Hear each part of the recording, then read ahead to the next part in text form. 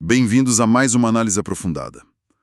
Hoje a gente vai decifrar um dos processos mais delicados e, assim, informativos da medicina.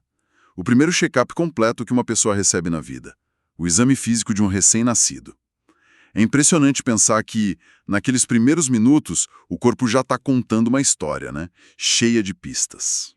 Exatamente. E essa é a palavra-chave: pistas. Esse exame não é tipo uma simples lista de tarefas, é uma investigação.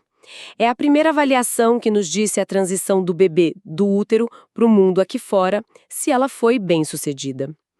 É uma mistura, sabe, de ciência, observação e uma técnica que tem que ser muito apurada. E a nossa missão hoje é justamente mergulhar fundo nessas pistas.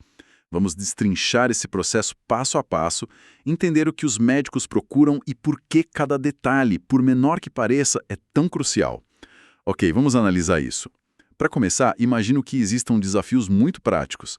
A gente está falando de um paciente minúsculo, né? Sim, que não pode nos dizer o que sente. Certo. E um dos primeiros desafios, talvez o mais fundamental, é manter o bebê aquecido. A fonte que a gente analisou traz um detalhe bem visual. Se o bebê sente frio, a pele pode ficar marmorizada. Isso mesmo. Fica com um padrão que lembra mármore. É um sinal visual imediato para a equipe de que, opa, algo precisa ser feito. E o risco é grande. Sem dúvida. A hipotermia é um risco real. Por isso, o ideal é que o exame seja feito sob um aquecedor radiante. E tem um outro grande desafio: o choro. O choro. Imagino que com um bebê chorando a plenos pulmões fica impossível ouvir o coração, os pulmões. Quase impossível. Fica muito difícil ter clareza na ausculta. E o que se faz nesse caso? Simplesmente se espera? Exatamente. A paciência é uma ferramenta diagnóstica. Não tem problema nenhum em parar o exame, devolver o bebê para a mãe, deixar ele se acalmar e voltar mais tarde. Muitas vezes o melhor exame é feito com o bebê dormindo, tranquilo. Faz todo sentido. Flexibilidade, então. Essencial. Superados esses desafios, a gente passa para os primeiros números. Parâmetros de crescimento, sinais vitais. E aqui as regras do jogo são completamente diferentes das de um adulto, certo? Completamente. Os valores que seriam, assim, alarmantes na gente são o normal para eles. A frequência cardíaca de um recém-nascido, por exemplo, varia de 90 a 160 batimentos por minuto. Nossa, bem alto. E a respiratória também, de 30 a 60 respirações por minuto. Eles respiram de um jeito que deixaria a gente exausto. E a pressão arterial? Medir isso num bracinho tão pequeno parece complicado. E é. Por isso mesmo, não é uma medida de rotina em bebês saudáveis. É reservada para casos específicos. Mas olha, aqui fica bem interessante quando a gente fala da oximetria de pulso. Ah, sim. A medição do oxigênio. O senso comum diria que o ideal é 100% desde o primeiro segundo, mas não é bem assim, né? De forma alguma. E essa é uma das adaptações mais incríveis do corpo. Nos primeiros minutos de vida, é perfeitamente normal a saturação ser baixa. Pode começar em 60% e subir gradualmente para 90% nos primeiros 10 minutos. Peraí, como assim?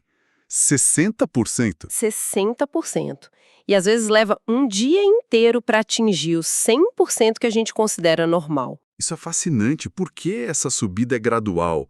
O que está acontecendo no corpo para isso não ser instantâneo? É a transição do sistema circulatório.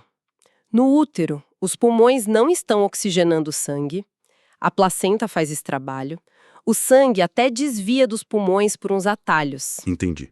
Aí, com a primeira respiração, os pulmões se expandem, esses atalhos começam a se fechar e todo o sistema tem que se religar. Essa subida gradual do oxigênio é o reflexo dessa mudança toda. É o motor pegando no tranco, sabe? Que imagem ótima. E é por isso que a oximetria no segundo dia de vida virou um teste de triagem universal para detectar doenças cardíacas congênitas. Fantástico.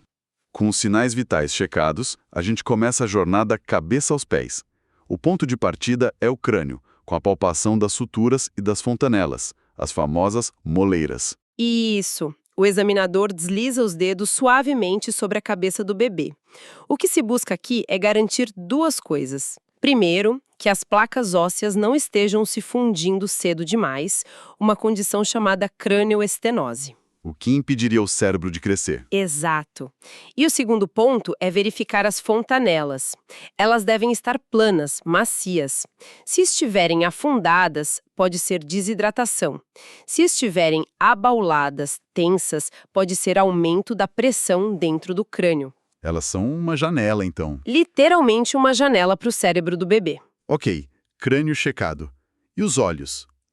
A fonte destaca muito o reflexo vermelho. Ah, o que é fascinante aqui é o poder diagnóstico de um teste tão simples. O examinador joga uma luz no olho e observa o reflexo que volta da retina. Um reflexo vermelho uniforme dos dois lados é o que a gente quer ver. É o mesmo efeito do olho vermelho em foto com flash. E quando não se vê esse reflexo, o que significa? A ausência ou um reflexo branco pode ser um sinal de alerta para várias coisas, desde uma catarata congênita até, em casos mais raros, um retinoblastoma, um tipo de câncer. É uma daquelas pistas que podem salvar a visão ou a vida. Impressionante. A gente também procura por colobomas, que são falhas na íris, porque eles podem estar associados a síndromes genéticas. Agora, uma conexão que a fonte traz e que parece quase ficção científica. A relação entre as orelhas e os rins. Como assim? Parece estranho, né? Mas é um exemplo clássico da embriologia. Durante o desenvolvimento do feto, as orelhas e os rins se desenvolvem ao mesmo tempo, a partir de tecidos parecidos. Não acredito. É verdade.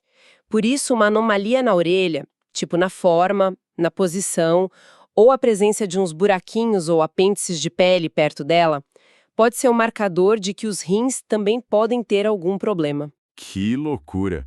Então, um detalhe que um pai poderia achar que é só uma marquinha, para um médico treinado é um sinal para investigar um sistema de órgãos completamente diferente. Exatamente isso. Não quer dizer que toda marca na orelha é um problema renal, claro, mas acende um sinal amarelo para uma investigação mais aprofundada, tipo um ultrassom. O corpo é um mapa mesmo.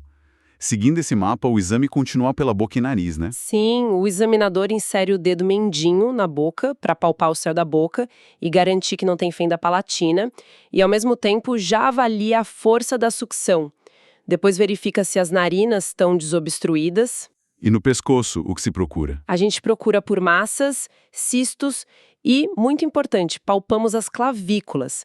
Elas podem fraturar em partos mais difíceis, sabe? Especialmente em bebés grandes. Ok, chegamos ao tronco, um ponto que sempre gera ansiedade, coração. E a fonte diz que um sopro cardíaco é comum e geralmente benigno no primeiro dia. Isso parece contraintuitivo. É, mas faz todo sentido se a gente pensar naquela transição circulatória. Lembra dos atalhos no coração do feto? Lembro, para desviar o sangue dos pulmões. Exato. Um desses atalhos, o ducto arterioso, precisa se fechar depois que o bebê nasce. O sopro que a gente ouve é muitas vezes só o som do sangue passando por esse canal enquanto ele se fecha. É o som do sistema se religando. Que ótima visualização. Então a maioria desses sopros desaparece sozinha. A grande maioria, sim. São os sopros de transição. Costumam sumir nos primeiros dias. Agora, um fato que a fonte traz e que me surpreendeu. É normal sentir o fígado de um recém-nascido. Sim.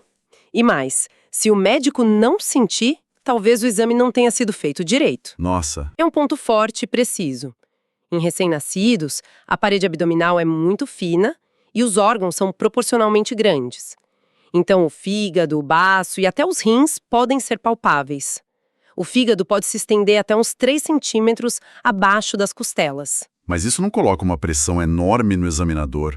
Para um estudante de medicina, por exemplo, como diferenciar um fígado normalmente palpável de um fígado doente? Onde está a linha? Excelente pergunta.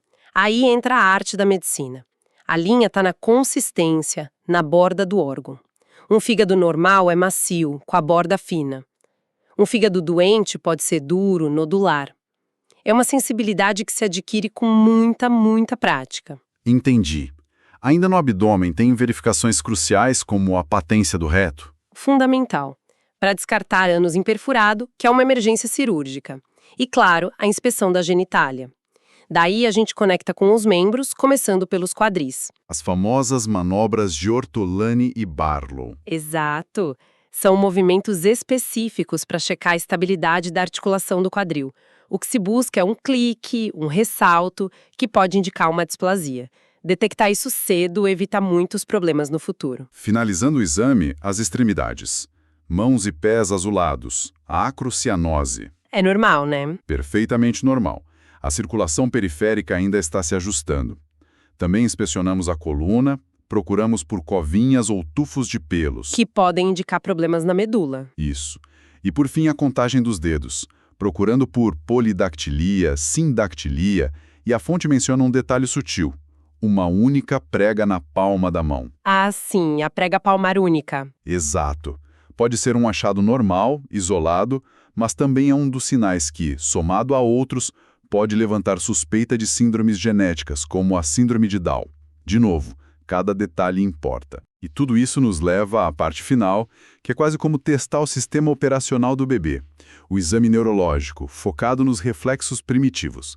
É como se ele viesse com um software básico instalado. É uma ótima analogia.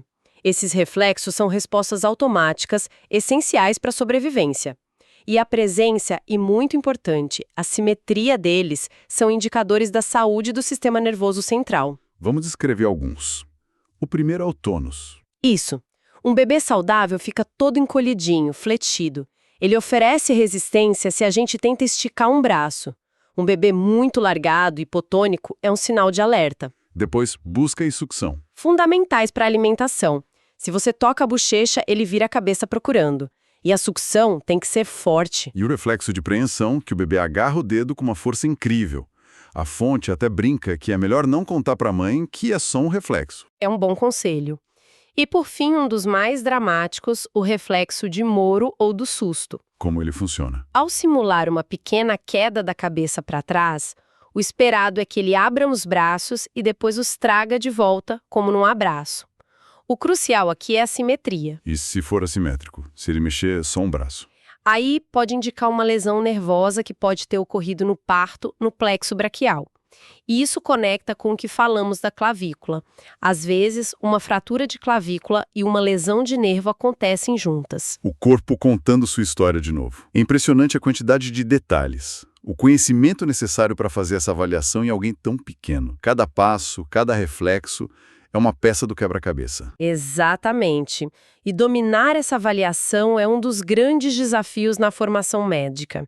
Exige muito estudo, mas exige principalmente muita prática para reconhecer o que é normal e o que é um sinal de alerta. É uma habilidade que se constrói com o tempo. Falando em preparação, para quem está nessa jornada de estudos, ter as ferramentas certas faz toda a diferença. Se você é estudante e quer se preparar de verdade, entra agora em medicob.com.br, baixe o app e aproveite o maior banco de questões do Brasil, com provas anteriores de todas as instituições, questões comentadas, resumos práticos, aulas completas e flashcards prontos para revisar onde quiser. Resumindo o que a gente viu hoje, o exame do recém-nascido é uma avaliação profunda que vai muito além da aparência. É a primeira grande investigação da saúde de uma pessoa. E a perspectiva final é que esse exame cria uma linha de base crucial. É a fotografia do ponto de partida. É a partir dele que o desenvolvimento da criança vai ser acompanhado. Detectar problemas cedo muda completamente o futuro daquela criança. E para deixar um pensamento para reflexão, considerando a rapidez com que esses reflexos primitivos, como o de Moro e o de preensão, desaparecem nos primeiros meses, sendo substituídos por movimentos voluntários, o que isso nos diz sobre a incrível velocidade do nosso desenvolvimento neurológico e como o ambiente começa a esculpir nosso cérebro desde o